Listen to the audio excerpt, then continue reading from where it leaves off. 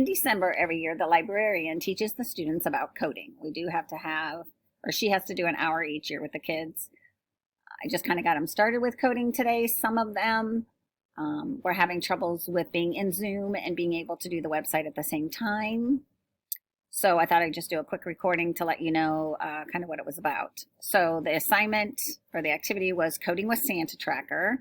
And there's a little video here if you want to watch about what coding is all about. I told them it's how their games are made, their Minecraft and Among Us and other games they play are created with coding. So after they watched the video, they were to click Add Response. All right. And then below Santa, I kind of said it's below his armpit here, is to click on. And then it will take them to santatracker.google.com. Sorry about the noise level. Okay. So there's all sorts of things for them to do. On the first page, they can hit play, and there's all sorts of different things. On the second page, there are 3 little videos that they can watch. I don't even know everything that this website does. I just know it is amazing, and they love it. On the front page, I kind of missed it. I don't think my Screencast-O-Matic is getting it. Oh, there we go. It tells them the countdown to Christmas.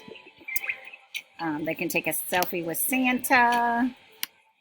Just lots of things to do. But the thing that I kind of tried to show them today was the code lab, and you may want to do it with your student. I think they'll really enjoy it. One thing I noticed on the iPad is it wasn't showing the whole screen. So that's something might have to work around. They may want to do it on a computer if you have one available. And then there's a Santa search, which is like an I Spy activity, gumball tilts. I mean, the games in here are just amazing. And then there was even another, if they're enjoying the coding, there was even more coding activities down here. Santa Canvas. So mainly I tried to tell them today that they could put it on their home screen. That way they don't have to go to Seesaw every time they want to play in this website. So I'm going to show you now how to put it on their iPad screen. And we did this before with Zern. So let me... I don't know how to switch it.